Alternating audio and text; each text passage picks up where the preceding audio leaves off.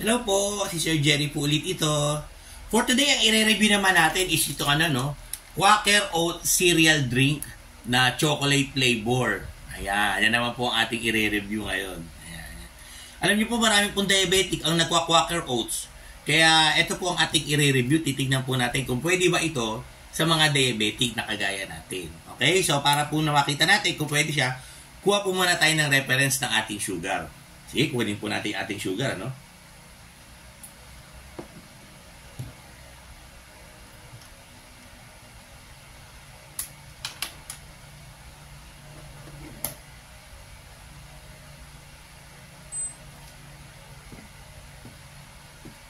Dito, nakita naman.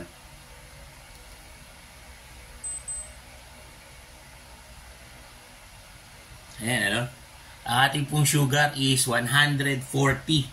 Ayan ang ating starting sugar ngayon. 140. Ayan, para nare-reflect ng diwan.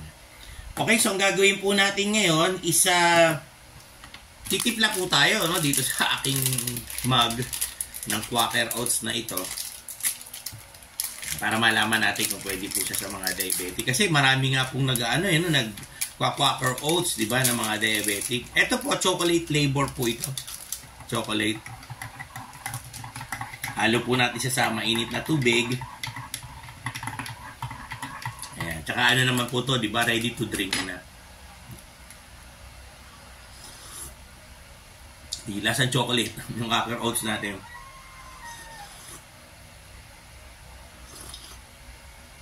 Okay, so ubusin ko lang po ito.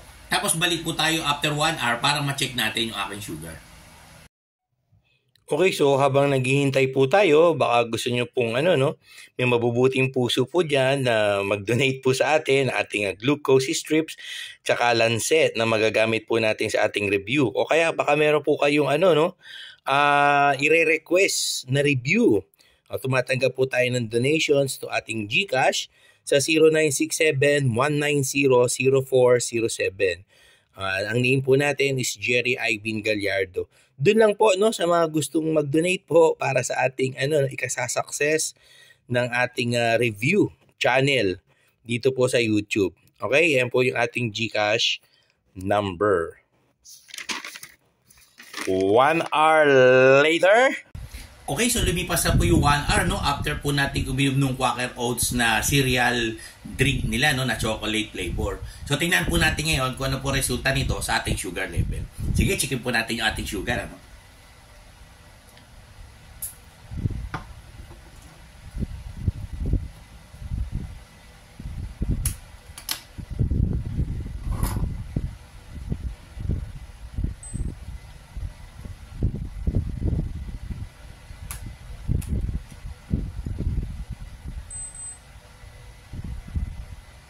Ayan, Kanina po ay 140 ang ating sugar, di ba? Ngayon naman po ay 166. Ayan.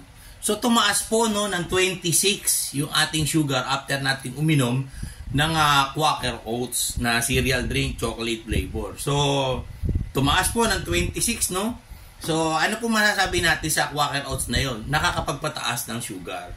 Kaya nga po, kung diabetic po kayo, marami pong diabetic na Quaker Oats moderate po ang ating review sa Quaker Oats. Kasi 26 ang itinaas, di ba?